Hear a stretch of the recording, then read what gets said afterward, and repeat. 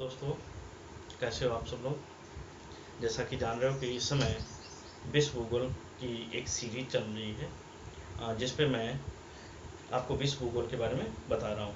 तो 4 लेक्चर इस टॉपिक पर हो चुके हैं। चलिए, आज हम 5वां लेक्चर लेके आते हैं आपके सामने, और एक नया चैप्टर है जिसको हम कहते हैं भूकंप। आप जनरली सुने होंगे कि भूकंप क्या होता है, बहुत पहले सब जानते हैं इसके बारे में बहुत कुछ, लेकिन कुछ तथ्य ऐसे हैं जिनके बारे में हमें अभी जानकारी नहीं है। अगर है भी तो काफ़ी समय से उसका रिवीजन नहीं हुआ। चलिए, आज हम सब इसी को देखते हैं। ये समस्त एग्जाम के लिए बहुत बहुत महत्वपूर्ण टॉपिक है। इसको बहुत ही ध्यान से समझेंगे। चैप्टर के अंत में हम कुछ क्वेश्चन आपसे पूछेंगे, उन क्वेश्चनों के आपको जवाब देने हैं। आप जवाब बताएंगे, तो इसलिए बड़े ध्यान से ही देखिएगा। चलिए चालू करते हैं। भूकंप। भूकंप, अर्थक्वेक।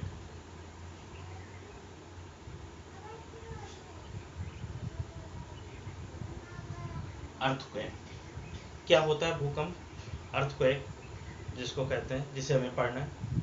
दोस्तों, जैसा कि हम जानते हैं कि अर्थक्वेक या भूकंप, भू माने पृथ्वी, कंप माने कंपन करना, पृथ्वी का कंपन करना।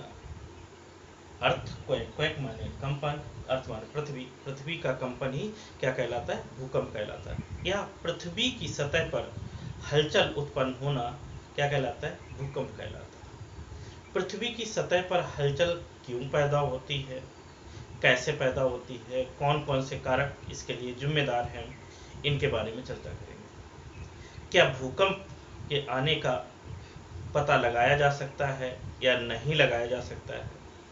अच्छा, इसको मापते कैसे हैं, इत्यादि विषय पर हम चर्चा करते हैं। तो सबसे पहले हमें इस चैप्टर में क्या देखना है? हमें देखना है सबसे पहले भूकंप की परिभाषा। भूकंप की परिभाषा कि भूकंप कहते किसे। दूसरे नंबर पर हम देखते हैं भूकंप की उत्पत्ति। भूकंप की उत्पत्ति कि भूकंप की उत्पत्ति कैसे हुई। तीसरा देखते हैं भूकंप के प्रकार। भूकंप के प्रकार कि ये कितने प्रकार के होते हैं। अगला इसी में बात करेंगे हम भूकंप का वितरण। भूकंप का वैश्विक वितरण कि ये कहाँ पे कितने आते हैं, कहाँ पे इनका प्रभाव ज़्यादा रहता है, कहाँ पे प्रभाव कम रहता है। तीसरा, इसके प्रभाव यानी भूकंप के प्रभाव, इसके हम प्रभाव के बारे में भी चर्चा करेंगे कि भूकंप आने से क्या प्रभाव पड़ता है। कुछ इसके सकारात्मक प्रभाव हो सकते हैं और कुछ नकारात्मक प्रभाव होते हैं। अगला हम इसी में डिस्कस करेंगे, जब भूकंप आता है तो भूकंप से कुछ तरंगें निकलती हैं, यानी भूकंपीय तरंगें, जिनके बारे में अध्ययन करेंगे कि भूकंपीय कौन कौन सी तरंगें होती हैं। क्वेश्चन यहाँ से भी पूछा जाता है बहुत ज़्यादा, तो इसको भी हम देखेंगे भूकंपीय तरंगें कौन कौन सी। दूसरा, भूकंप का मापन। भूकंप का मापन कि भूकंप को मापते कैसे हैं, इत्यादि पे चर्चा करेंगे। आगे हम देख सकते हैं भूकंप से जुड़े विविध क्वेश्चन। भूकंप से जुड़े विविध क्वेश्चन, प्रश्न, इन सभी पर चर्चा करेंगे। इतने सारे टॉपिक देखने हैं। भूकंप की परिभाषा, भूकंप की उत्पत्ति, भूकंप के प्रकार, भूकंप का वैश्विक वितरण, भूकंप के प्रभाव और भूकंपीय तरंगें, भूकंप का मापन इत्यादि। चलिए दोस्तों, आते हैं सबसे पहले भूकंप की परिभाषा। तो दोस्तों, आप सिंपल परिभाषा ये लिख सकते हैं कि भू माने पृथ्वी, कंप माने कंपन करना, पृथ्वी की सतह का या पृथ्वी का कंपन करना भूकंप कहलाता है, या पृथ्वी की सतह पर होने वाली हलचल को हम भूकंप कहते हैं। देखिए, भूकंप, ये जो हलचल होती है ये क्यों होती है पृथ्वी की सतह पर? थोड़ा अगर हम पीछे जाएं तो हम पाते हैं कि पृथ्वी पर या पृथ्वी की सतह पर दो बल कार्य करते हैं। पृथ्वी की सतह पर लगने वाले बल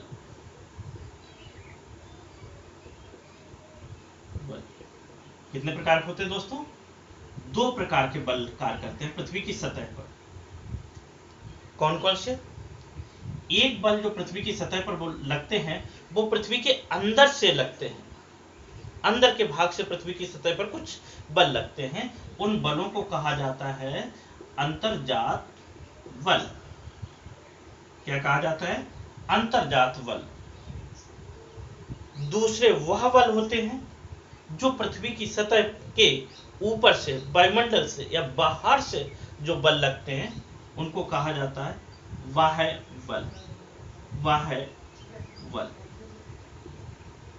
अब देखिए इनमें अंतर क्या है दोस्तों, याद रखेंगे।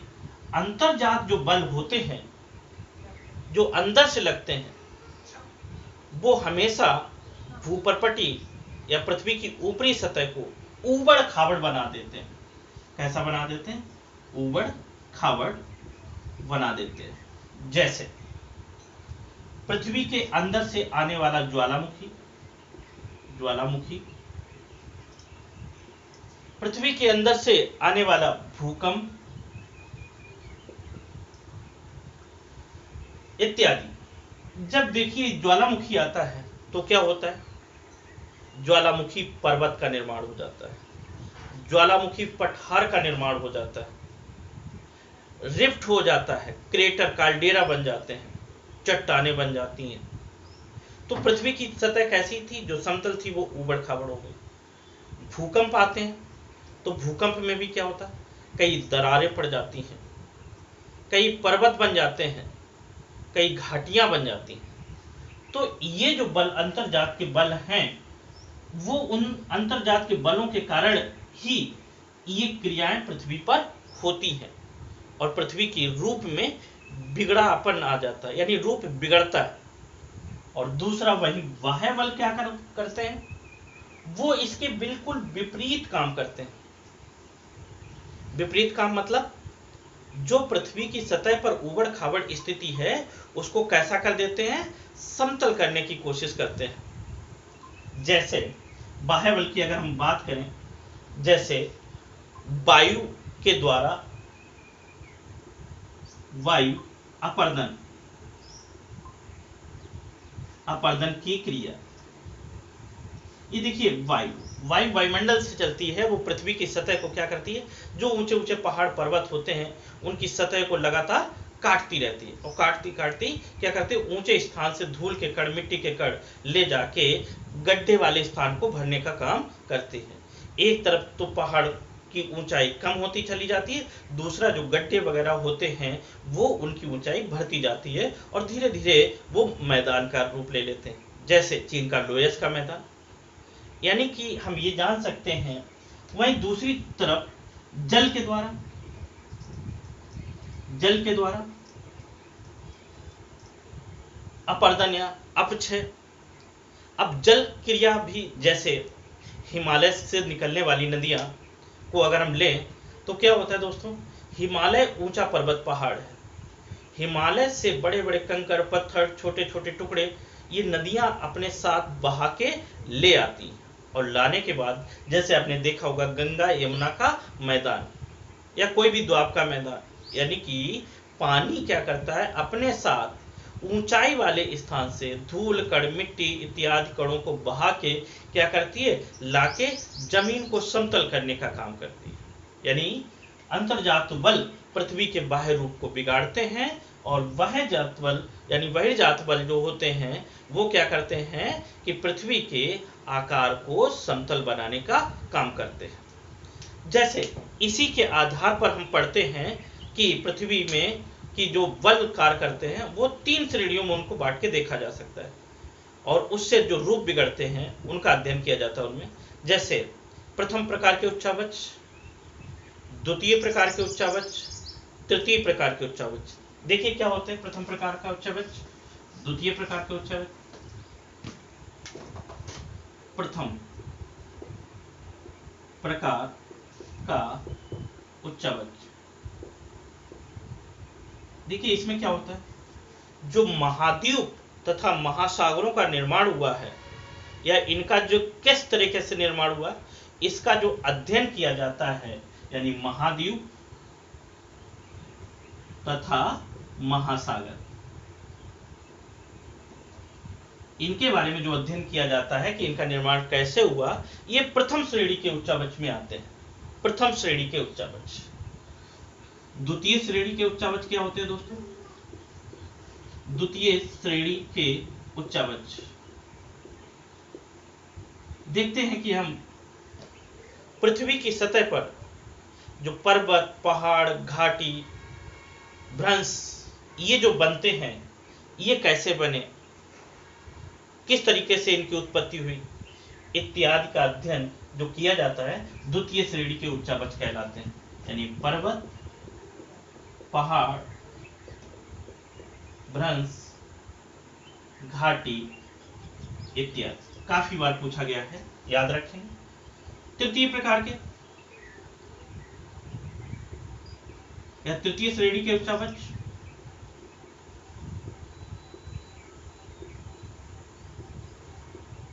इसके तहत दोस्तों अपर्दन,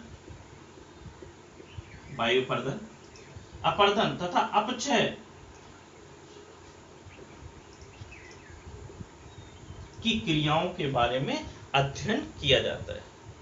तो 3 श्रेणी, इससे बहुत पूछा जाता है कि महाद्वीपों का निर्माण किस श्रेणी के उच्चावच से हुआ, पर्वत पहाड़ का निर्माण का अध्ययन किस श्रेणी के उच्चावच से हुआ, तृतीय श्रेणी के, ये कई बार पूछा गया है, इसको ध्यान से रखें। ये सारे क्या है, पृथ्वी के आंतरिक तथा बहिर्जात बल से ये रूप लेते हैं और इनका निर्माण होता है। इसी में यही कुछ कारक उत्तरदायी हैं भूकंप के आने के लिए। चलिए देखते हैं, यानी कि पढ़ेंगे। अगला है उत्पत्ति का कारण। उत्पत्ति का कारण यानी भूकंप क्यों उत्पन्न होते हैं, इनका कारण क्या है। देखिए भूकंप की उत्पत्ति का अगर हम कारण देखें तो 2 मुख्य कारण हैं। कौन कौन से भूकंप आने का? एक तो है प्राकृतिक कारण, प्राकृतिक कारक, और दूसरा है मानव जनित कारक। बहुत इंपॉर्टेंट है, प्राकृतिक कारक और मानव जनित कारक, ये 2 कारक उत्तरदायी है भूकंप को लाने में या भूकंप के आने में। देखिए प्राकृतिक कारक क्या हो सकते हैं, जैसे देखिए सबसे पहले अगर हम अध्ययन करें तो हम कह सकते हैं ज्वालामुखी। ज्वालामुखी के आने से भी भूकंप उत्पन्न होते हैं, तो ये बहुत बड़ा कारण है भूकंप को आने के लिए। जहां जहां पे ज्वालामुखी सबसे ज्यादा हैं, भूकंप भी वहीं पे सबसे ज्यादा आते हैं। जैसे हम बात करें रिंग ऑफ फायर, परिप्रशांत पेटी, अग्निवलय, वहां पे सबसे ज्यादा भूकंप आते हैं। क्यों? क्योंकि वहां सबसे ज्यादा ज्वालामुखी आते हैं। वहां भूकंप और तथा ज्वालामुखी सबसे ज्यादा क्यों आते हैं? पिछले लेक्चर में मैंने बताया जैसा कि यहाँ पे प्लेट विवर्तन की क्रिया होती है। प्लेट विवर्तनिक क्रिया, कौन सी क्रिया होती प्लेट विवर्तन की? प्लेट विवर्तन की 3 क्रियाएं होती हैं, अपसारी प्लेट विवर्तन, अपसारी प्लेट विवर्तन और संरक्षी प्लेट विवर्तन। तो इसमें कौन सी क्रिया होती है जो यहाँ पे है? तो दोस्तों जैसा कि बता चुके हैं कि परिप्रशांत पेटी के पास नवीन वलित पर्वत जो है, एंडीज पर्वतमाला, राकीज पर्वतमाला, अन्य जो हैं, तो ये सारे कौन सी क्रिया होती है यहाँ पे? यहाँ 2 चट्टानें या दो जो भूपरपटी की चट्टानें हैं वो एक दूसरे के पास में आती हैं, यानी जो चट्टानें जब पास में आती हैं इनकी गति को अपसारी प्लेट विवर्तन कहते हैं। तो देखिए नंबर 2 हम कह सकते हैं प्राकृतिक कारक क्या है, विवर्तन, प्लेटों का विवर्तन, यानी प्लेटों के विवर्तन के कारण ज्वालामुखी आते हैं। नेक्स्ट अगर हम बात करें तो कह सकते हैं एक अगला प्रमुख कारण ये भी बताया वैज्ञानिकों ने, क्या, प्रत्यास्था पुनश्चलन सिद्धांत, इस पे भी अभी हम बात करेंगे। ये क्या होता है, ये जो भूकंप आने के लिए ये बहुत ही महत्वपूर्ण एक कारण है। दूसरा हम कह सकते हैं प्लेट किनारों का संचरण इत्यादि, ये भूकंप को आने के कैसे कारक हैं, प्राकृतिक कारक है। वहीं हम मानव जनित कारक की बात करें तो कई कारक हैं, जैसे मनुष्य भी भूकंप को लाने के लिए उत्तरदायी कैसे। अब आप देख रहे होंगे कि दुनिया वैश्विक जो स्थिति है वो अपने अपने वर्चस्व को स्थापित करने में होड़ कर रही है। इसी होड़ के लिए आए दिन नए नए परमाणु परीक्षण करती रहती है। तो ये परमाणु परीक्षण होते कहाँ हैं, जमीन पे, भूपरपटी पे, और इतने मानव ने भयंकर परमाणु बम बना रखे हैं, हाइड्रोजन बम बना लिए कि जब उनका विस्फोट किया जाता है तो समस्त पृथ्वी या पृथ्वी की जो सतह है वो कंपन करने लगती है। तो सबसे बड़ा हम कहें कि क्या, परमाणु रिएक्टर या परमाणु बम, इनके बनाने से, परमाणु रिएक्टर, बहुत से परमाणु रिएक्टर स्थित हैं जिससे बिजली उत्पन्न की जाती है, ऊर्जा उत्पन्न की जाती है। कभी कदार क्या होता है कि इनमें विस्फोट हो जाता है, ये विफल हो जाते हैं, और जब विस्फोट होता है परमाणु रिएक्टरों में तो क्या होता है कि भूकंप की स्थिति आ जाती है। परमाणु परीक्षण किए जाते हैं, जैसे पोखरण में परमाणु परीक्षण किया गया। जब पोखरण में परमाणु परीक्षण किया गया तो उस समय भी भूकंप के झटके महसूस किए गए, यानी कि परमाणु रिएक्टर तथा परमाणु बम, हाइड्रोजन बम जब बड़े बड़े विस्फोट होते हैं तो इनसे भी क्या होता है कि भूकंप आते हैं। अगली अगर हम बात करें मानव निर्मित, तो दूसरा हम कह सकते हैं खानों की खुदाई। मनुष्य आए दिन प्रतिदिन लगातार अपने व्यापार वाणिज्य को बढ़ाने के लिए, विकासवादी अवधारणा के लिए पृथ्वी का दोहन करता रहता है। पृथ्वी के अंदर से गैसें, पेट्रोलियम पदार्थ तथा कोयला के लिए खाने खोदता रहता है, और इन खानों से कोयला निकालने से क्या होता है कि पृथ्वी का कुछ भाग खाली हो जाता है और इधर उधर का भाग भारी रहता है। तो इससे क्या होता है, पृथ्वी का भू संतुलन बिगड़ जाता है, और जब ये भू संतुलन बिगड़ जाता है, उस खाली जगह को भरने के लिए इधर उधर की चट्टान टूटकर उसमें गिरने लगती है, और जब चट्टान, बड़ी चट्टानें उस खदानों में गिरती हैं तो उनकी धमक से पृथ्वी पर भूकंप आ जाता है। दूसरा, लगातार गैसों तथा खनिज तेलों का दोहन करना। नीचे से खनिज तेल और गैसें निकालोगे तो वहां धीरे धीरे क्या होगा, संतुलन बिगड़ता जाएगा, खाली स्थान होता चला जाएगा। जब ज्यादा खाली स्थान होता चला जाएगा तो अचानक चट्टानें टूट के उस पर गिरेंगी। तो जब टूट के चट्टानें गिरेंगी तो क्या होगा, उससे भी दोस्तों भूकंप की स्थिति पैदा हो जाती है।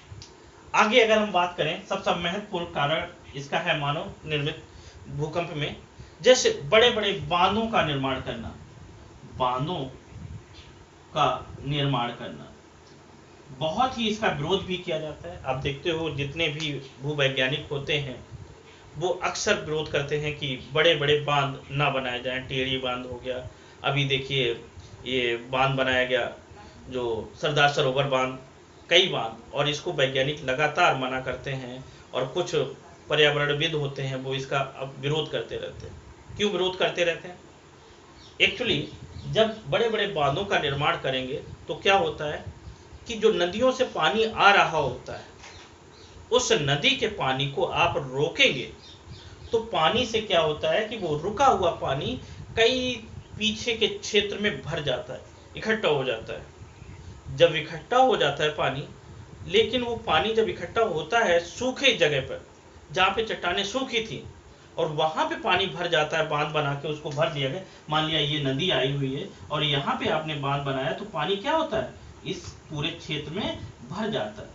और जब इस क्षेत्र में पानी भर जाएगा, यहाँ बताते हैं ऊपर, मान लिया ये कोई नदी है और यहाँ पे आपने बड़ा ऊंचा सा बांध बनाया तो क्या होता है पानी जो होता है वो यहाँ पे इधर भर जाता है और इधर सब पानी जब भर जाएगा इस बांध की इधर, तो क्या होगा, ये सूखी जो चट्टानें थी जो पानी में नहीं रहती थी या पानी में रहने की आदि नहीं है, उन चट्टानों में ये पानी धंस जाता है, धीरे धीरे धंसने लगता है। और जब चट्टानों में पानी पहुंचता है तो चट्टानों के अंदर फिसलन पैदा हो जाती है और ये चट्टानें क्या करती हैं, गति करने लगती हैं। और जब गति करती हैं चट्टानें जब हिलती हैं तो क्या आता है, भूकंप आता है। या फिर ये भी स्थिति हो सकती है कि यहाँ पे जहां पे ये चट्टान है जिसके ऊपर ये बांध बनाया गया और लगातार इस पर पानी एकत्र होता रहेगा तो इससे यहाँ का भार लगातार बढ़ता चला जाता है। और दूसरी तरफ ये भाग है जहां पे चट्टान के ऊपर बिल्कुल भी भार नहीं, यहाँ पे पानी नहीं है, रोक रखा, और वहीं दूसरी तरफ बांध के इस तरफ ढेर सारा जलाशय इकट्ठा कर रखा है। तो इसमें क्या है, इस जिस भी चट्टान पर प्लेट पर ये बनाया गया है वो असंतुलित हो जाएगी, बैलेंस बिगड़ जाएगा। अगर हम ये देखें तो एक तरफ भार ज्यादा है दूसरे तरफ नहीं होगा तो एक स्थिति तक तो ये इसको सह सकेगा और उसके बाद क्या होगा, ये एकदम हिलने लगेगा या दब जाएगा। तो इससे क्या होता है कि ये भूकंप आ जाता है, चट्टान का कंपन हो जाता है। तो ये भी इसके कारण, ऐसे कई मानव निर्मित कारण हैं, यानी पृथ्वी तथा हमारे पर्यावरण का दोहन लगातार करने से भी भूकंप आते हैं। चलिए दोस्तों, अब हम डिस्कस करते हैं एक एक करके ये कैसे, क्या क्या कारण उत्तरदायी है इसके लिए। जल्दी से डिस्कस करते हैं।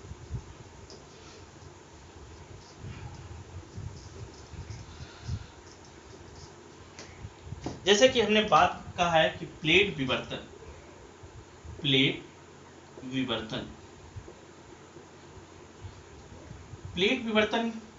से कैसे भूकंप आते हैं। आपको पता है 3 प्रकार की प्लेट विवर्तनी क्रियाएं होती हैं। नंबर 1 अभिसारी गति, नंबर 2 अपसारी गति, ध्यान से देखेंगे, नंबर 3 है सनच्छी प्लेट विवर्तन। क्या होता है दोस्तों, अभिसारी प्लेट में क्या होता है कि दो चट्टानें, पृथ्वी की भूपर्पटी पर जो चट्टानें होती हैं वो 2 चट्टानें हैं मान लिया, और वो चट्टानें एक दूसरे की तरफ आ रही, एक दूसरे की तरफ अभिसरण कर रही।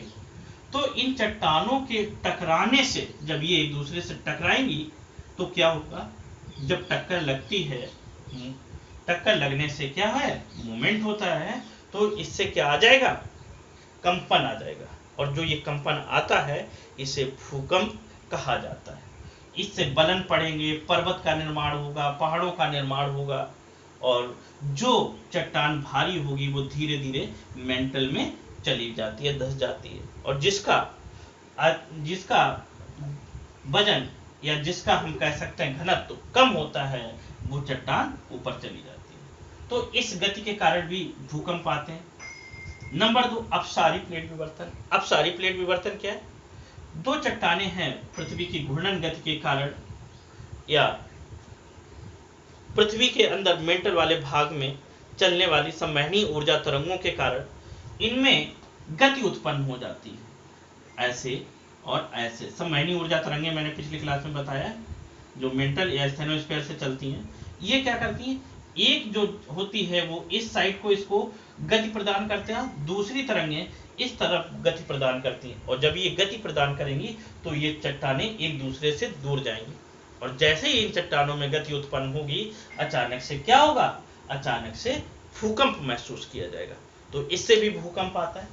तीसरा है संरक्षी प्लेट विवर्तन, यानी दो प्लेटें हैं और दो प्लेटें एक दूसरे के समांतर या एक दूसरे के विपरीत रगड़ के चलते हैं, किनारे उनके जब रगड़ते हैं, और जब किनारे रगड़ के गति करते हैं तो अचानक उनमें भी हलचल उत्पन्न होती है, और जब हलचल उत्पन्न होती है इसी हलचल को ही तो हम क्या कहते हैं, भूकंप कहते हैं। यानी प्लेटों की गति जो होती है यानी प्लेट विवर्तन, ये भी भूकंप के लिए उत्तरदायी है। अगला दोस्तों हमने प्रमुख कारण बताया था प्रत्यास्थ्य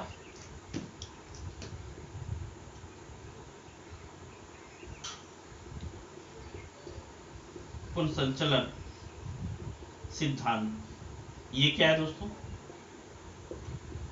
इसको समझने के लिए देखिए प्रत्यास्थता क्या होता है।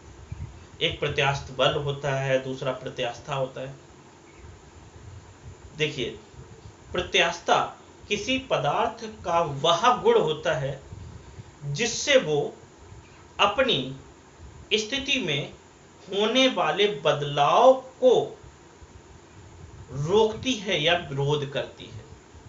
यानी अपनी स्थिति में होने वाले परिवर्तन का विरोध करना क्या कहलाता है, प्रत्यास्थता कहलाता है। और दूसरा प्रत्यास्थ बल क्या होता है, किसी भी पदार्थ के उसको रूप को बिगाड़ने के लिए जो उस पर बल लगाया जाता है उसे प्रत्यास्थ बल कहते हैं। जैसे कि एक सिंपल सा एग्जांपल हम ले, कोई स्प्रिंग है और स्प्रिंग को अगर हम बल लगाकर उसको खींचते हैं और खींचने के बाद जब उसको हम छोड़ देते हैं तो स्प्रिंग पुनः अपनी प्रारंभिक अवस्था में आ जाती है। क्यों? क्योंकि पृथ्वी जो स्प्रिंग है उसके अंदर कौन सा बल लग रहा है, एक प्रत्यास्थ बल लग रहा है। उसके अंदर प्रत्यास्थता का गुण पाया जा रहा है कि वो अपनी स्थिति में रूप में परिवर्तन का विरोध कर रही है, वो उसको फिर से उसी स्थिति में लाने की कोशिश करता है। या हम कहें इलास्टिक जब लेते हैं उसको हम खींचते हैं, लेकिन वो जैसे ही छोड़ते हैं वो पुनः अपनी स्थिति में आने की प्रयत्न करती है। तो इसका क्या मतलब है कि उसमें भी प्रत्यास्थता विद्यमान होता है। कोई भी हम स्टील की छड़ लें और उसको हम जब मोड़ते हैं, मोड़ने के बाद जब छोड़ते हैं तो वो कोशिश करती है कि हम पुनः अवस्था में आ जाएं जैसे प्रारंभिक अवस्था में थी, और जो उस समय विरोध वो करती है तो उसको हम प्रत्यास्थता का बल कहते हैं। यानी कि प्रत्यास्थता को समझने के लिए कि इससे भूकंप कैसे आते हैं, सेम इसी तरह से अगर हम दोस्तों देखें, ये पृथ्वी की भूपटटी है, भूपटटी पे ये ऊपर नीचे ऐसे कहीं सागर कहीं महासागर और ये कहीं स्थल भाग है। इसके ऊपर ये, इसको हम ऐसे कहें, ये भूपटटी हो गई, ऊपरी भूपटटी और निचली भूपटटी, और इसके बाद ये हम मेंटल अगर बना दें, क्या बना दें, मेंटल, और जहां पे ये कैसा लावा है, द्रवित लावा भरा पड़ा हुआ है। ठीक है, तो क्या होता है यहां अगर हम ध्यान से दोस्तों देखिए, इसको बहुत ध्यान से समझिए। ये भूपटटी है, भूपटटी पर ये चट्टानें हैं, कई चट्टानों से पृथ्वी की भूपटटी बनी हुई है। अब देखिए हमने पढ़ा है कि 32 मीटर नीचे जाने पर 1 डिग्री सेल्सियस तापमान में वृद्धि दर्ज की जाती है। अर्थात जैसे जैसे पृथ्वी की गहराई में जाते हैं तापमान में वृद्धि होती चली जाती है, और ये लगभग 10 किलोमीटर तक इसी तरीके से सतत रूप से वृद्धि होती रहती है। अर्थात पृथ्वी के ऊपरी भाग में तापमान कम है, पृथ्वी के अंदर वाले भाग में तापमान ज्यादा होता चला जाता है। जब ज्यादा होता चला जाता है दोस्तों तो क्या होता है कि इस वाले भाग में, किस वाले भाग में, इस वाले भाग में ऊपर की अपेक्षा यहाँ पे ताप ज्यादा होता है, और जहां ताप ज्यादा होता है वहां पे आप जानिए टेम्परेचर, जहां पे टेम्परेचर ज्यादा होता है, जिस भी पदार्थ का टेम्परेचर ज्यादा होता है तो तापमान बढ़ने से अणुओं की गति बढ़ जाती है, अणु दूर दूर हो जाते हैं, और जब अणु दूर दूर हो जाते हैं तो उनका प्रसार होने लगता है। जैसे जल को गर्म करने से क्या होता है, उनके अणु दूर दूर जाने लगते हैं, और एक स्थिति ऐसी आती है कि अणु के जो जल के अणु होते हैं वो सतह को छोड़कर उड़ने लगते हैं, यानी कि जल से गैसीय अवस्था में, द्रव से गैसीय अवस्था में आ जाता है, और गैस का आयतन हमेशा द्रव के आयतन से ज्यादा होता है। इसी तरह से अगर हम किसी ठोस को गर्म करते हैं तो ठोस के अणु भी लगातार एक दूसरे से दोस्तों अलग होते हैं, यानी कि उनका जो आयतन होता है वो प्रसार होने लगता है, और जब आयतन प्रसारित होने लगता है, प्रसार करने लगता है, तो वो उनका आकार बढ़ने लगता है। तो देखिए दोस्तों, यहाँ पर ये जो चट्टाने की निचली जो सतह है, यहाँ पे तो तापमान ज्यादा है, और ऊपर इसकी अपेक्षा तापमान चट्टानों में कम है।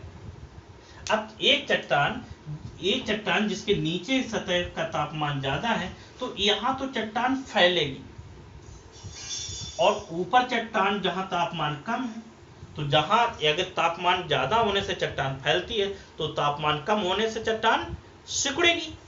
तो देखिए, ऊपर चट्टानें सिकुड़ रही हैं और नीचे चट्टानें फैल रही हैं। तो ये जो क्रिया चल रही है वो क्या करती है, एक इसको फैलाव की वजह से इन चट्टानों में दरार या चटकन पड़ जाती है। या दूसरा काम क्या हो सकता है, जैसे आपने देखा हो कि किसी गाड़ी लसले से गर्म पदार्थ को रख दो थोड़ी देर में ठंडा होने के लिए, तो हम ऊपर देखते हैं कि दरार पड़ जाती है, सूख जाती है, तो परपटी बन जाती है। वो परपटी कैसी हो जाती है, चटक जाती है। क्यों? क्योंकि ठंडे होने पर उसका आयतन कम होता है तो चटक जाती है। यानी जब चटकती है तो इसमें क्या होता है, हलचल, यानी कि इस पे जो बल लगा हुआ है ये एक प्रत्यास्थता का काम करता है। ये चट्टानें अपने जो बढ़ गई हैं, बढ़ने को फिर से अपने सिकोड़ने का काम करती हैं। गर्मी पाकर जो बढ़ी वो फिर से अपने आप को सिकोड़ेंगी, और जब सिकोड़ेंगी तो क्या होगा, यानी पृथ्वी में हलचल उत्पन्न होगी, और इसी हलचल से क्या होगा कि भूकंप आता है। इसी हलचल को ही भूकंप कहते हैं। आगे आइए बेटा, देखते हैं कि इसलिए बहुत ध्यान रखिए कि प्रत्यास्थता पुनर्संचलन सिद्धांत भी इसके लिए उत्तरदायी है। आगे बात अगर हम करते हैं क्या कि ये तो हो गया अर्थक्वेक हो गया, और जब यही घटना मान लिया समुद्री भाग में होता है, समुद्र में होती है, जब ये घटना समुद्र में होती है तो देखिए दोस्तों क्या होता है, समुद्र वाले भाग में जब ये घटना होती है तो उसको हम कहते हैं समुद्री भूकंप। क्या कहेंगे, समुद्री भूकंप, यानी कि सी क्वेक।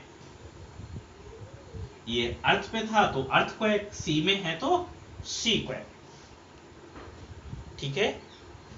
और जब समुद्र की सतह पे भूकंप आता है या महासागरों की सतह पर भूकंप आता है, तो क्या होता है, महासागर के ऊपर स्थित जल जो होता है वो क्या करने लगता है, हिलने लगता है, कंपन करने लगता है। तो उस कंपन से, यानी कि समुद्री भूकंप के प्रभाव से समुद्र का जल जो कंपन करने लगता है, इसी कंपन को ही क्या कहा जाता है, सुनामी कहा जाता है। सुनामी, यानी सुनामी जो है वो समुद्री भूकंप के प्रभाव से आने वाली घटना है। और इस सुनामी जो शब्द है जापानी भाषा का शब्द है, पूछा गया कई बार, जापानी भाषा का शब्द है। और जब सुनामी आती है तो एक बात बहुत ध्यान रखना है कि ये विनाशकारी तरंगें होती हैं, विनाशकारी। इनकी जो ऊंचाई होती है कभी कभी 33 मीटर से लेकर 50 मीटर ऊंची तक भी होती है, यानी कि इनकी ऊंचाई बहुत होती है। लेकिन हमें यह भी ध्यान रखना है ये विनाशकारी क्यों होती हैं। वो इसलिए होती हैं क्योंकि दोस्तों क्या होता है कि जब सुनामी आती है, मान लिया ये समुद्र है, कोई सागर है, महासागर है, और यहां पे भूकंप आया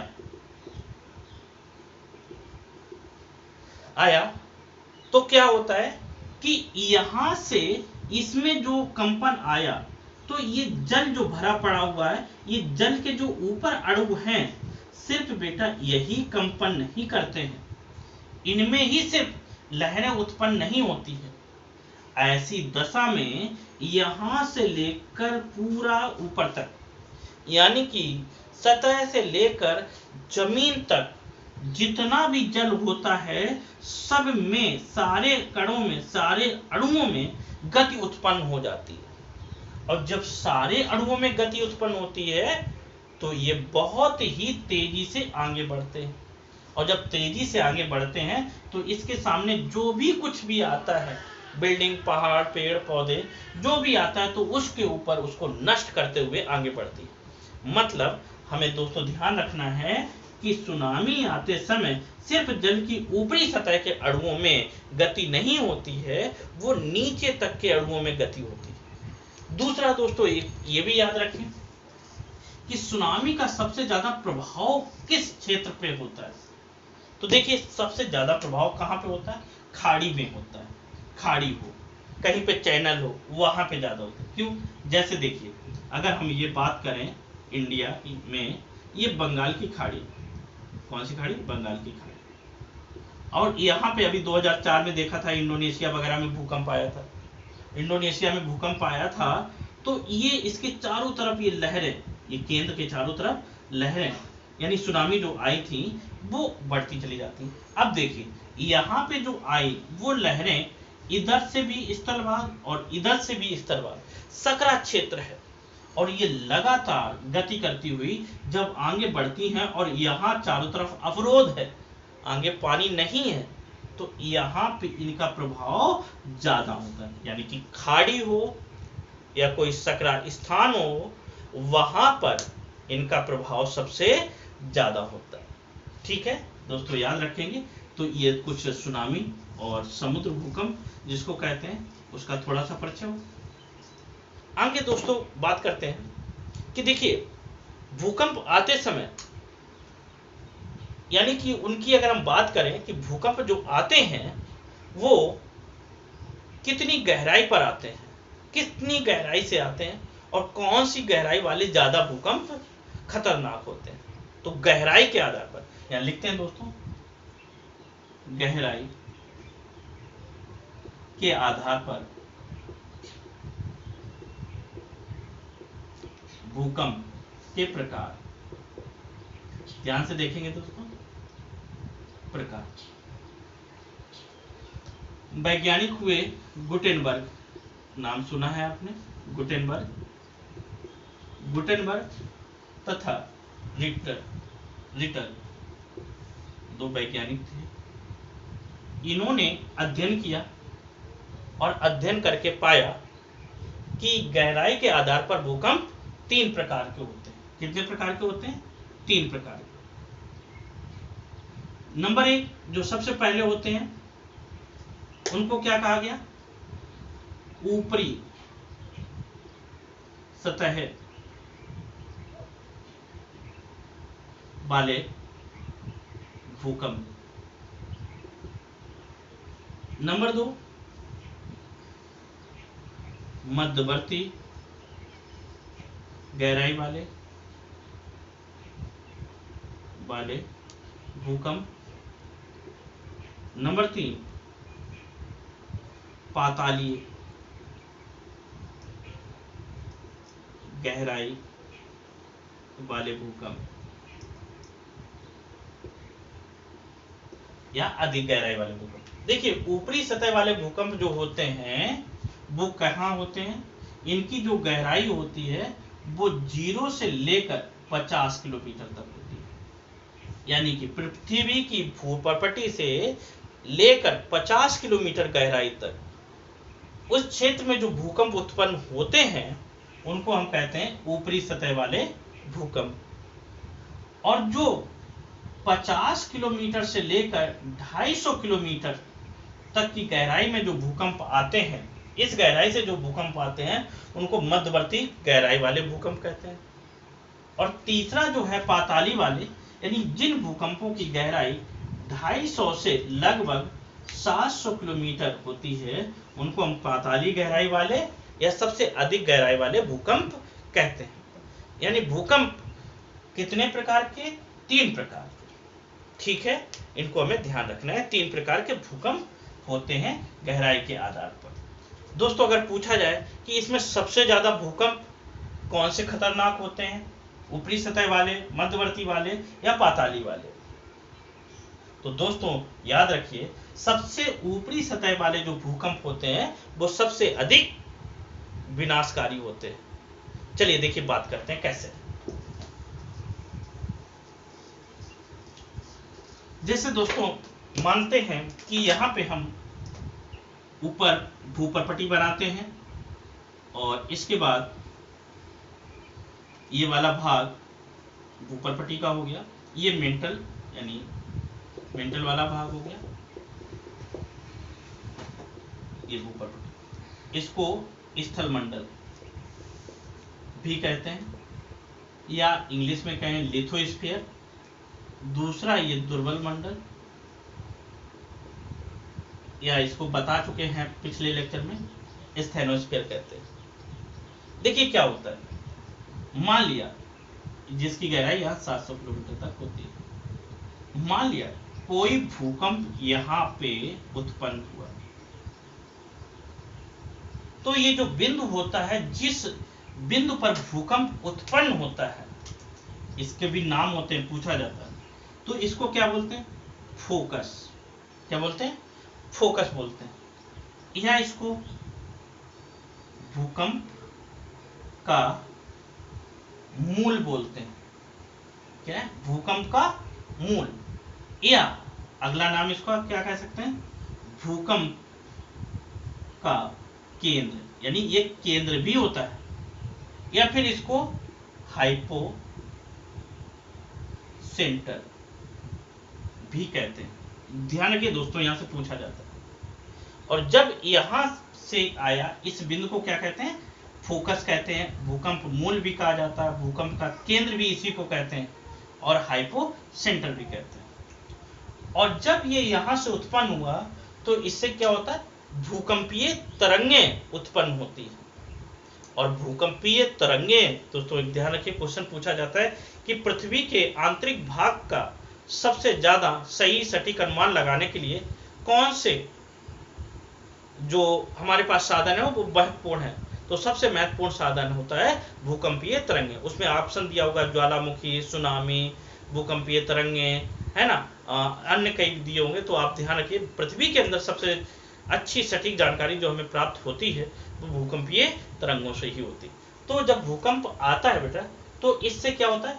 भूकंपीय तरंगें उत्पन्न होती हैं, और ये तरंगें जो होती हैं गति करती हैं चारों तरफ, इधर को बढ़ रही, कुछ इधर को बढ़ रही, इधर निकली, इधर भी निकल के जाएंगी, ऐसे भी जाएगी, चारों तरफ ये गति करती हैं तरंगें। और जब ये गति करती हैं तो पृथ्वी पर जिस जगह पर ये सबसे पहले पहुंचती है, पृथ्वी पर भूपरपटी पर जहां पे सबसे पहले पहुंचती हैं उसका भी नाम पूछा जाता है। देखो यहाँ का भूकंप का केंद्र, यहाँ पे कहते हैं भूकंप का अधिकेंद्र। अधिकेंद्र ध्यान रखिएगा, इसको भूकंप का अधिकेंद्र कहते हैं। दूसरा, यहाँ पे इंग्लिश में अगर कहें तो पूछा जाता है, इसको इंग्लिश में बोलते हैं इपी सेंटर। देखिए ये हाइपोसेंटर है, दूसरा ये क्या है? EP centre. और सबसे ज्यादा भूकंप का जो प्रभाव होता है वो वहीं पे होता है, कहां पे? बिल्कुल भूकंप मूल के ऊपर वाली जगह पर। क्वेश्चन ये भी पूछा जाता है, वो दोस्तों ध्यान रखेंगे, क्या क्वेश्चन पूछा जाता है? क्वेश्चन पूछा जाता है भूकंप का जो अधिकेंद्र होता है, भूकंप का जो अधिकेंद्र है, एपिसेंटर जो होता है, वो भूकंप मूल के से कितने डिग्री पर होता है? बताइए दोस्तों। ठीक है, चलिए देखिए, तो ये आप हमेशा याद रखना, इसके बीच का जो एंगल होता है वो 90 डिग्री होता है। यानी भूकंप मूल तथा भूकंप अधिकेंद्र के बीच का जो कोण होता है वो 90 डिग्री होता है। 90 डिग्री पर ये यहाँ पे सबसे ज्यादा इसका प्रभाव होता है। और ये तरंगे जो होती हैं PS तरंगे होती हैं और सतह पे जाके L तरंगे उत्पन्न होती हैं, जिनकी चर्चा हम बाद में करेंगे, अभी आगे करेंगे। देखिए दोस्तों क्या होता है कि जब ये तरंगे यहाँ पे गई तो सबसे पहले तरंगे इनको कम दूरी तय करनी पड़ी। जब कम दूरी तय करनी पड़ी तो इनमें तीव्रता ज्यादा थी, जल्दी पहुंच गई, तो इसलिए इनका प्रभाव सबसे ज्यादा तेज था। यहां पर ये तरंगे लंबी दूरी तय करके गई, जब लंबी दूरी तय करके जाएंगी तो इनमें उतनी ऊर्जा नहीं होगी, उतनी गति नहीं होगी, तो यहाँ पे भूकंप का प्रभाव कम होगा। यानी कि भूकंप अधिकेंद्र से जैसे जैसे दूर जाते जाते हैं भूकंप का प्रभाव लगातार कम होता चला जाता है, क्योंकि वहां पे जो तरंगे हैं उनको गति ज्यादा करनी पड़ती है, और जब ज्यादा गति करनी पड़ती है तो ऊर्जा का लॉस हो जाता है। दूसरी बात, अभी उन तरंगों का, यानी जो भूकंपीय तरंगे हैं, इनको हम पढ़ेंगे, क्या पढ़ेंगे कि जो इनकी गति होती है, P तरंगों की सबसे ज्यादा, S तरंगों की उससे कम, L तरंगों की सबसे कम, ठीक है ना, फिर PG, SG, P star, S star, ये भूकंपीय तरंगे हैं जिनकी गति इसके पृथ्वी में जो पदार्थ है उस पदार्थ के घनत्व पर भी निर्भर करता है। अगर पदार्थ का घनत्व ज्यादा है तो उनकी गति ज्यादा होगी, घनत्व कम है तो उनकी गति क्या होगी, कम होगी। दोस्तों इसी प्रकार अभी पढ़ेंगे कि समान भूकंपीय क्षेत्र को मिलाने वाली रेखा को क्या कहते हैं, समान तीव्रता वाले स्थानों को मिलाने वाली भूकंप को क्या कहते हैं, इसका वैश्विक वितरण क्या है भूकंपों का, कि कहाँ कहाँ पे ज्यादा आते हैं, कहाँ पे कम आते हैं, क्यों हैं। विविध प्रश्न कुछ हैं इससे जुड़े हुए, बहुत इंपॉर्टेंट प्रश्न इत्यादि प्रश्नों को, इत्यादि सब चीजों को हम अगली क्लास में आपके सामने प्रस्तुत करेंगे। तब तक आप जो आज बताया बड़ा ही इसको ध्यान से पढ़ें और समझें। जय हिंद, जय भारत।